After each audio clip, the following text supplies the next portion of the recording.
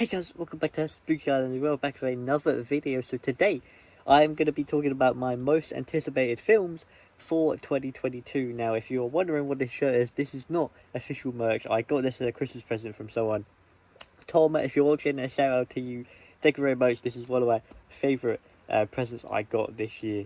Very cool. Really cool idea. Anyway, we're getting into this. I have a top 10 list that I have ranked, and then I have a lot of honourable mentions as well. If you're wondering where my top films are, favourite films are for 2021, I'm still developing that because I'm still trying to watch films that I have missed out on to try and cover as many films as I can. So that video should be out soon in the next couple of days. I'm going to do one for films, then we're going to do one for TV tomorrow. If you want to let me know your most anticipated films of the year, this year, let me know down below for 2022. Without further ado, let's get into it. So, the first one here on my honourable mentions, I have Mission Impossible 7. Now, this was close to getting in, but got pushed out from a few. I loved Mission Impossible Fallout. I think that was such a good film, such a good action film. The cast was insane.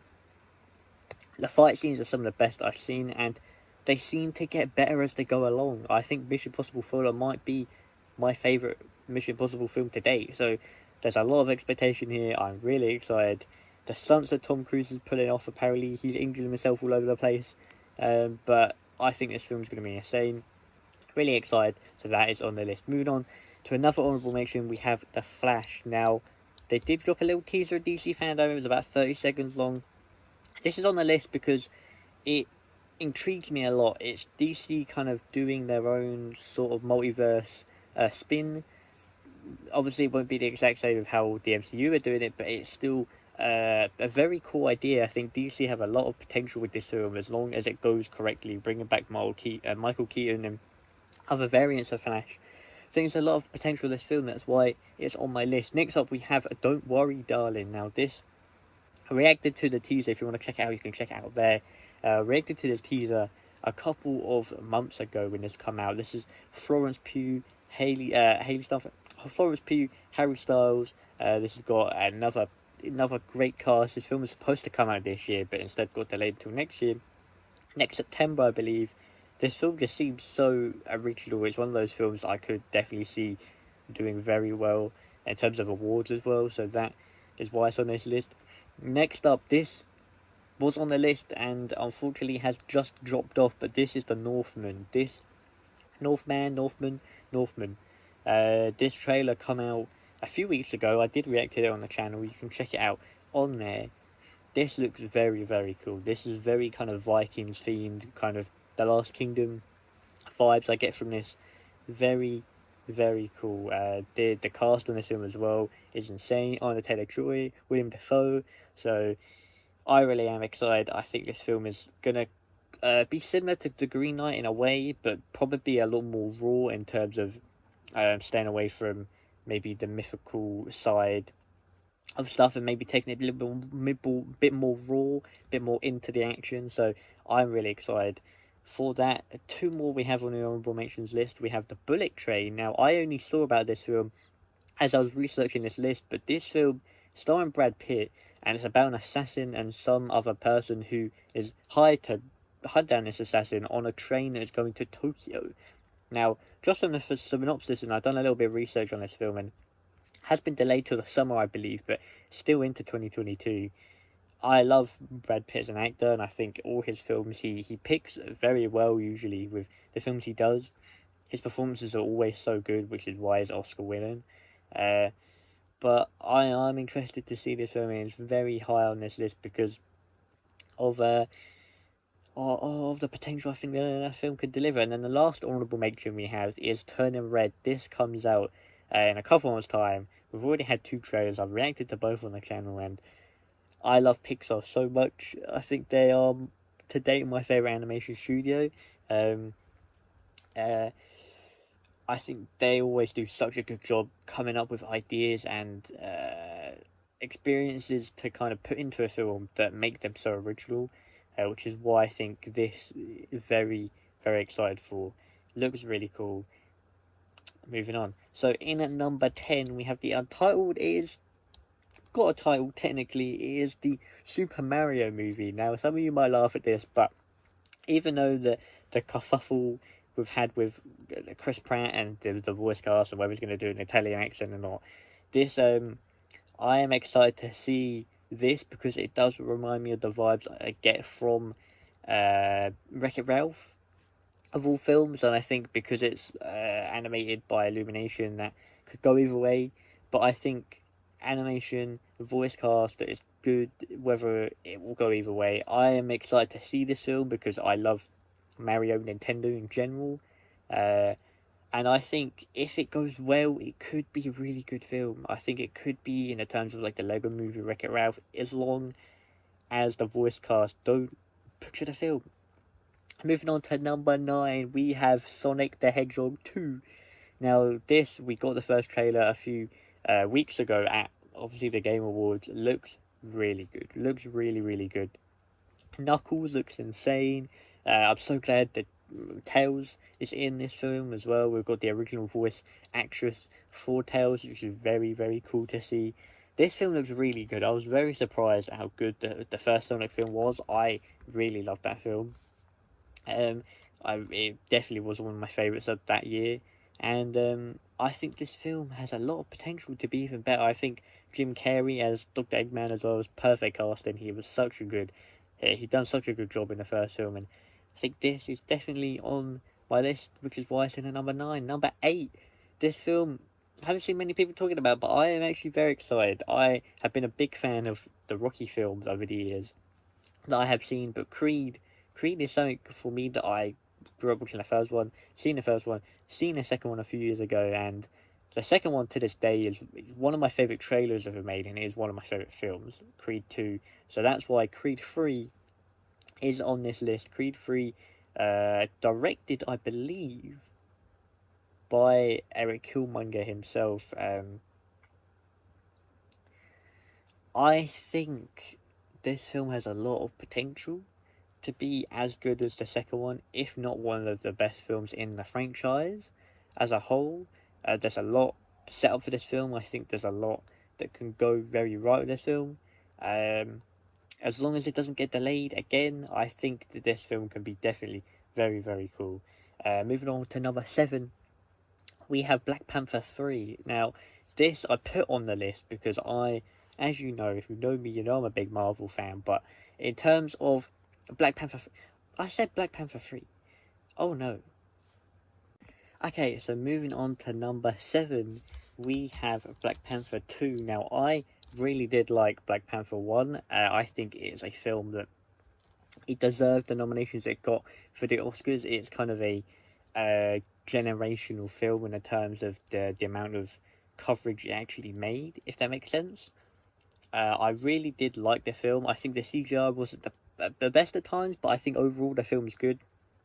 I think this film will surpass that film in my opinion. I think this film, with the amount of expectations it does have in terms of Chadwick's legacy and what they're going to do to honour that in terms of his role as Black Panther, and what they'll do to pass that on to somebody else in the film, as well as the other characters I'm hearing are in that film as well. I think that film will be very, very, very well received. I think it'll be very, very good. That's why it's on my list, number 7. Now moving on to number 6, we have Nope. Now, if you know who's in this film, you know who's directing this film, you know what this film is kind of about, you know why it's on this list. This is being directed, being written as well by Jordan Peele. Now, Jordan Peele, if you don't know who he is a very good director, one of the best, I think, at his job. In terms of, like, currently, he has done Get Out, and he's also done Us. Both, in my opinion, very, very good, very, very good horror films. This cast for this film is insane. This has Keke Palmer, it has Michael Winscott, it also has Daniel Kaluuya and Steven Yeun. I love both Daniel Kaluuya and Steven Yeun a lot. So I'm very excited about this. The poster you can see there looks very interesting. It's definitely on my list. Definitely one of the most anticipated films for me this year. But yeah, moving on to number 5, we have Lightyear.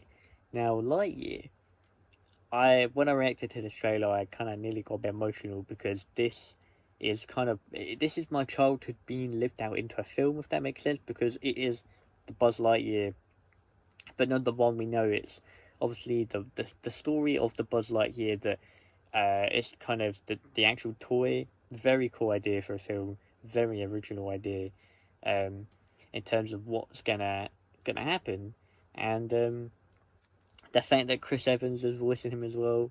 I hear that there's a lot gonna happen. There's gonna excite people in this film as well.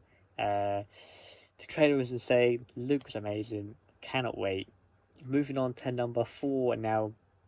I think people have this higher than I have it, but I'm still so excited for this film. The trailers for this film look insanely good, and that is the Batman. Now, I said to Kai when I was making this list, for me personally, if we wouldn't have gotten the 3 trailers up until this point, I would be worried because it's March release, but I wouldn't have it this high. But it's higher for me in at number 4 of the year because the trailers look insane. This film looks insane, and I am a much bigger Marvel fan than I am a DC, but I can acknowledge a film that's done very well, like Batman, and that's why I'm very excited for this film. It's gonna be insane. It's gonna be insane.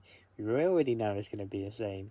The approach they're taking with this type of Batman, and I am very, very excited. Kai might have this higher than me. I think he will on his list when that comes out, but I very excited. Cannot wait. Moving on to number 3, we have Thor Ragnarok. Goya. Thor Love and Thunder. We have in number 3. Thor number 4, again directed by Taika Waititi. I love Thor Ragnarok. It's one of my favorite MCU films, definitely. And the way that they're going with this film, with bringing back Natalie Portman and the Jane Foster's role in this film, I think it's going to be insane. I think this is going to be very, very cool. Very, very excited to see Thor back after Endgame. After Endgame is the last time we've seen him, which again is 3 years ago when this film will come out. Drops in July, I believe. Again, very excited. Really am excited. I hope we get a trailer soon. I think we'll get the Moon Knight trailer first, before we get that, but really excited. Cannot wait. In at number 2, we have Spider-Man Across the Spider-Verse Part 1, or Spider-Man Into the Spider-Verse 2, as we have been calling it for a while now. The fact that this is Part 1 excites me so much because Spider-Man Into the Spider-Verse is one of my favourite films of all time, period, of all time, one of my favourite animated films of all time, one of my favourite films of all time, and the only thing that this holds it back from not being number 1 is because it looks insane, but the film above this is just on a bigger scale, and the amount of stuff we can see from the film, but these 1 and 2, very, very close. Like I said, Spider-Man Into the Spider-Verse, really, really, really love the film. It's one of my favourites of all time.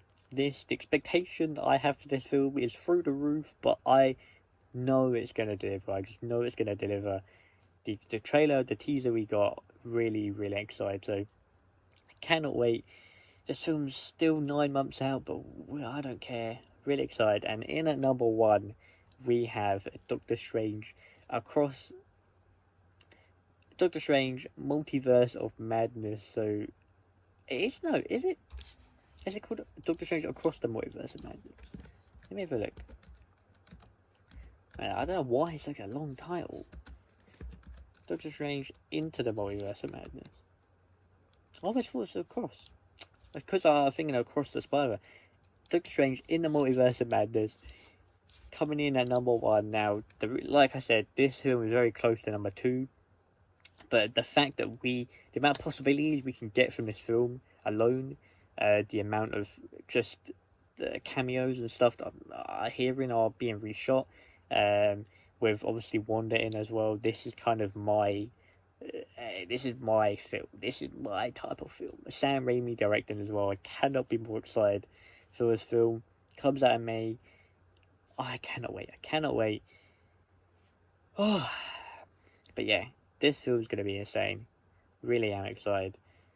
hope you guys enjoyed this list of my most anticipated movies of 2022. Let me know yours down below, like I said, and I'll be sure to read them, let you know my thoughts, and yeah, that'll do it for today. My TV ones will be out tomorrow, and then after that we'll have Kai's come out as well as my movies of 2021. So, hope you guys enjoyed. Take care, and peace.